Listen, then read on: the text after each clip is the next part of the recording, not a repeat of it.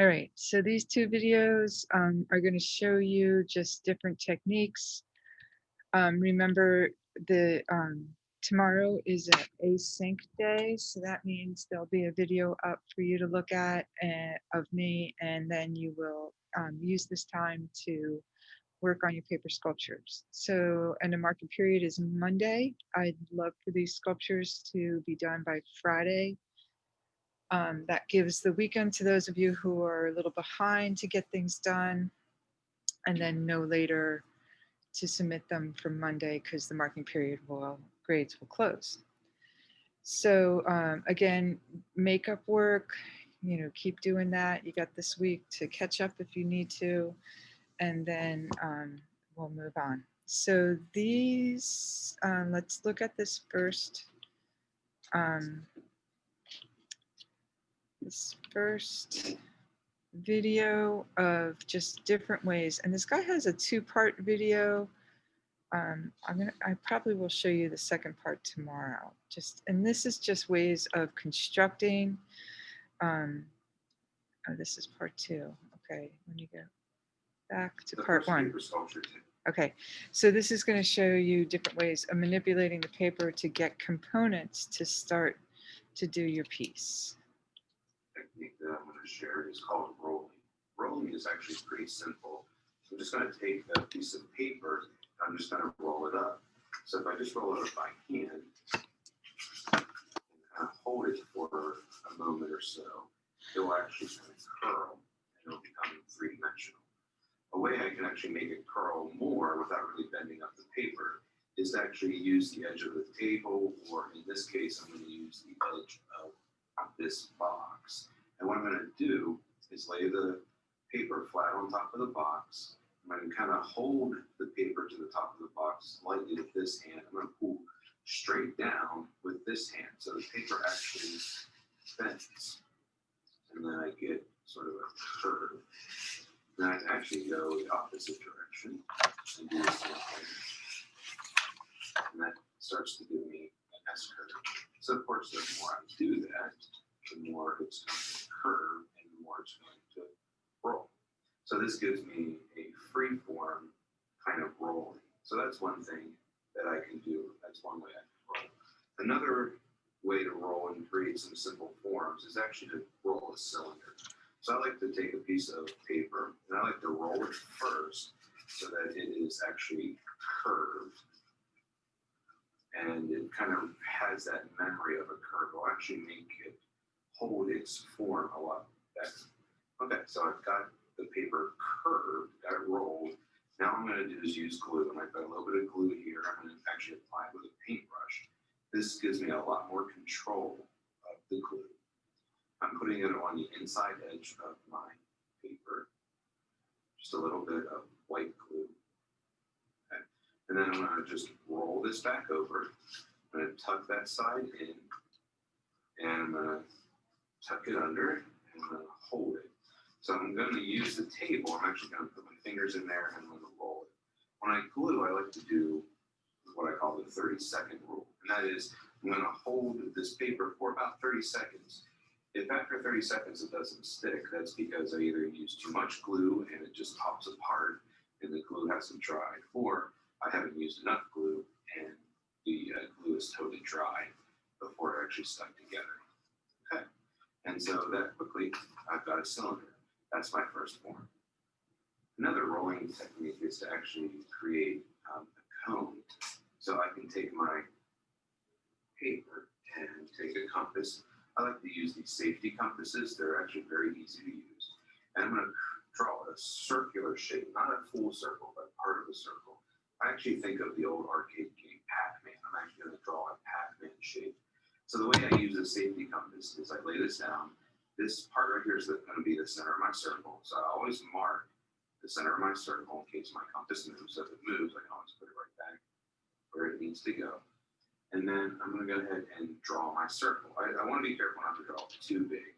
So I'm going to kind of move my compass around. So I hold this center part still. And then I'm going to go ahead and decide about how big it needs to be. Okay, and then I just kind of rock my hand back and forth. I I get the outside of a circle. Notice that it goes off the edge of the paper. That's exactly what I want. So my center of my circle actually is not in the center of my paper. It's actually closer to one edge.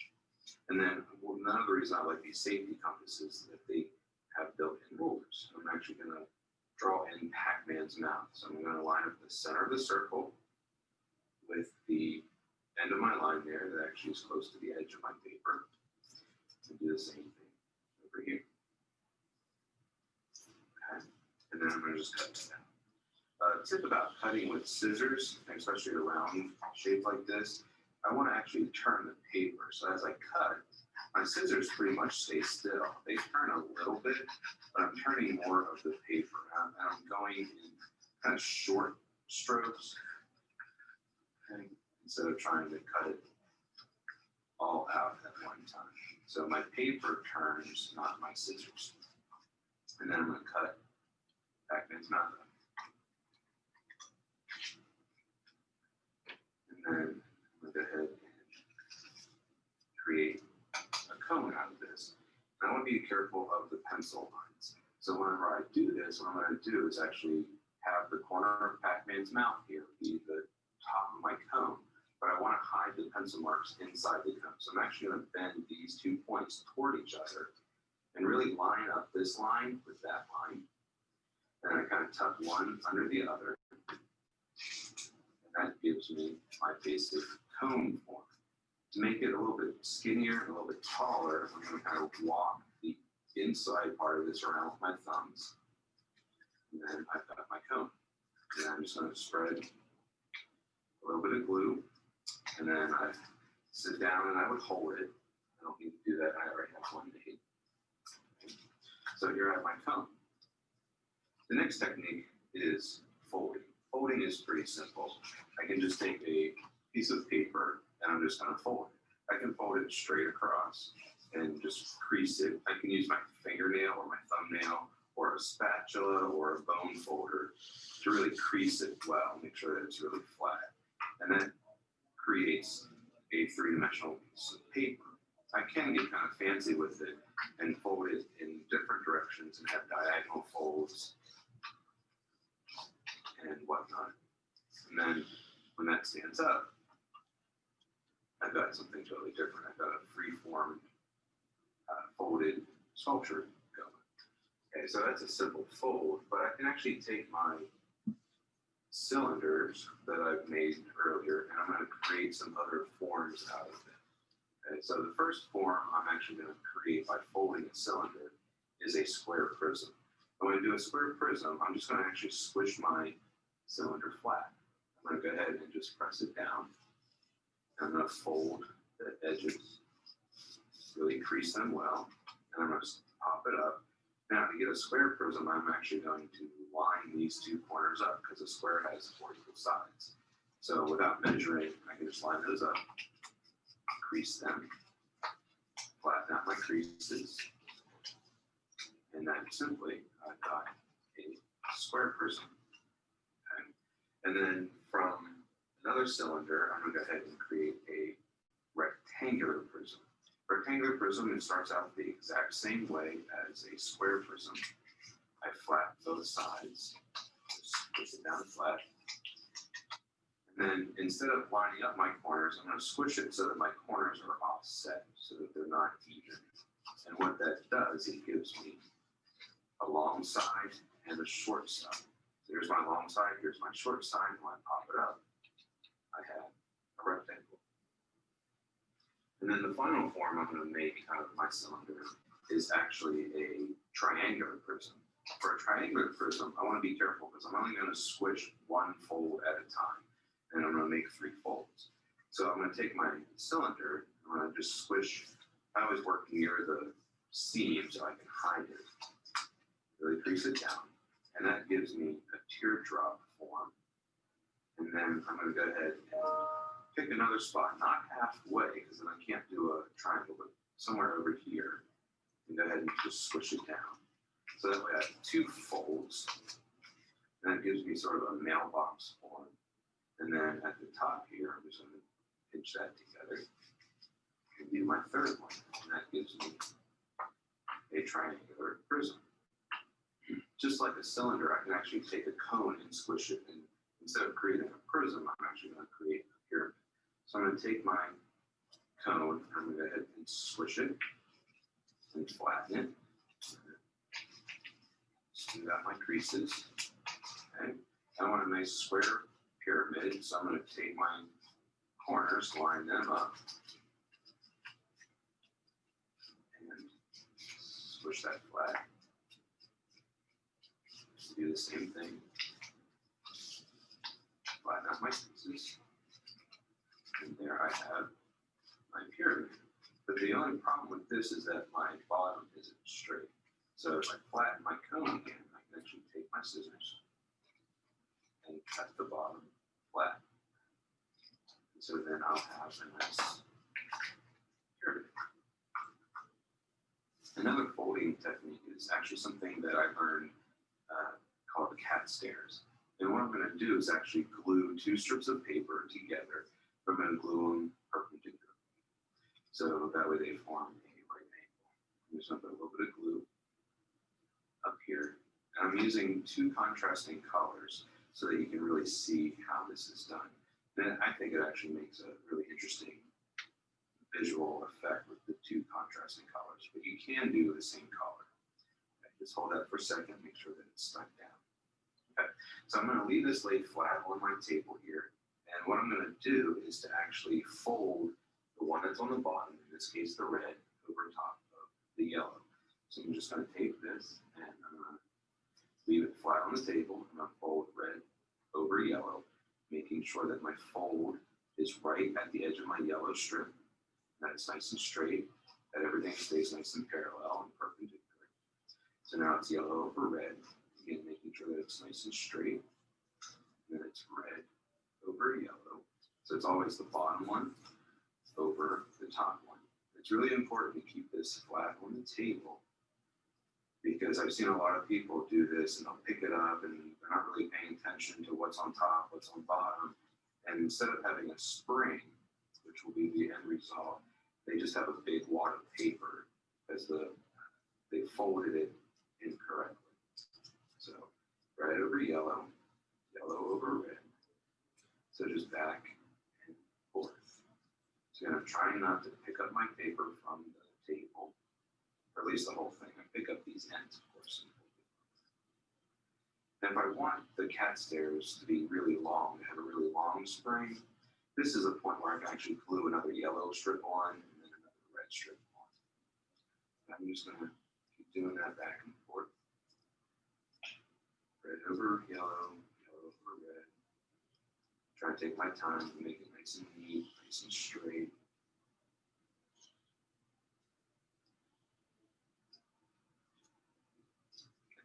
So the strips get shorter and shorter.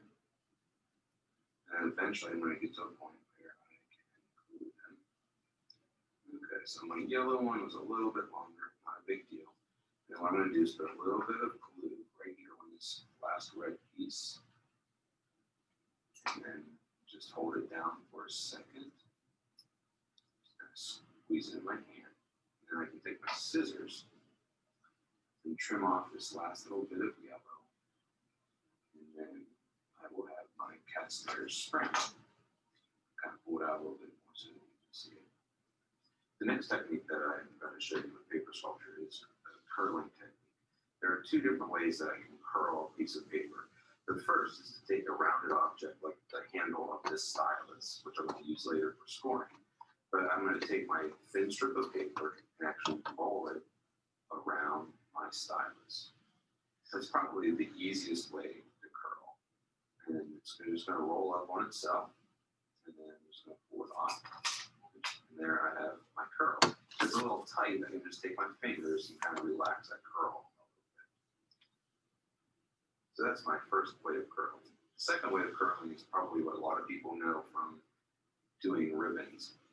And when you do ribbons for presents and things, you actually use a pair of scissors. A lot of people want to open their scissors, but you don't even have to have them open. So I hold my scissors like this, and I stick the strip between my thumb and the scissor blade.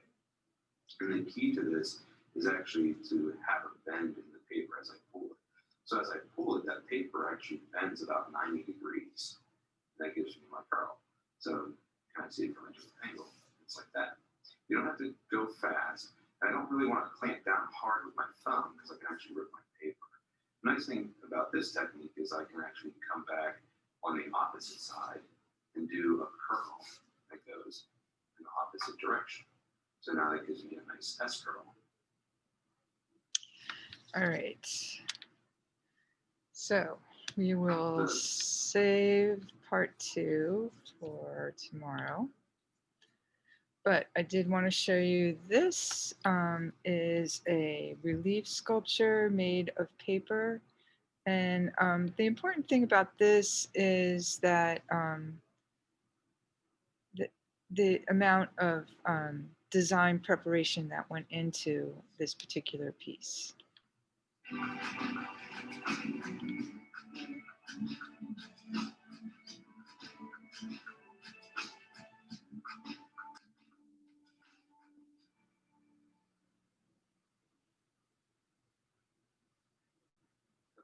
Oh, why did this happen?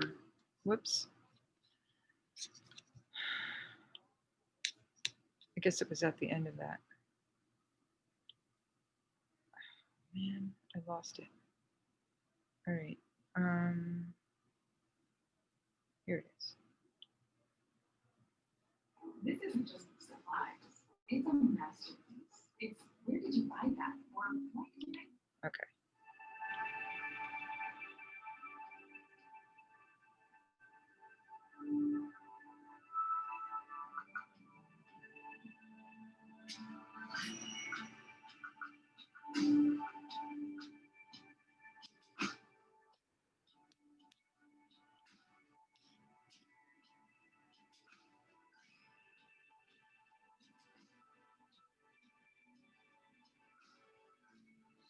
So you can see he's sketching out all the details. So he is working from a sketch.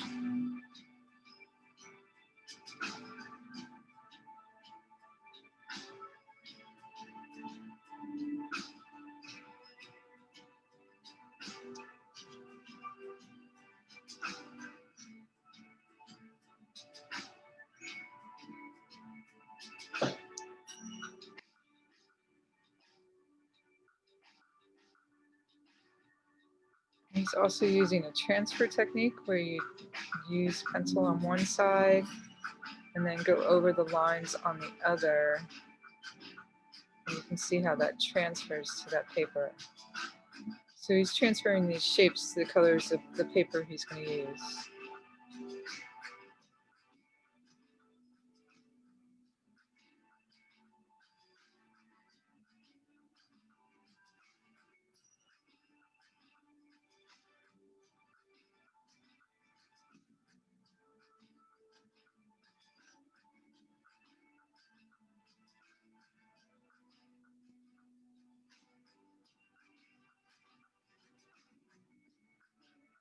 He uses his X-Acto knife to carefully cut out everything.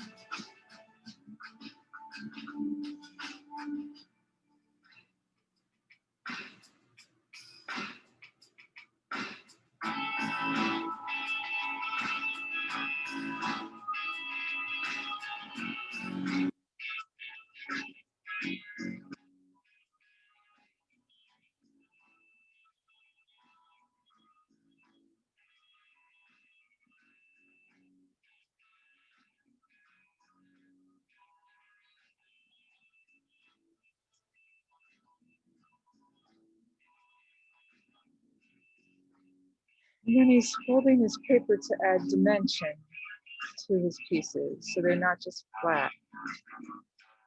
And he uses this tool to make the edges kind of rounded. I think we could actually do that with scissors, but you can see how he's like rounding up those edges so the pieces sit up.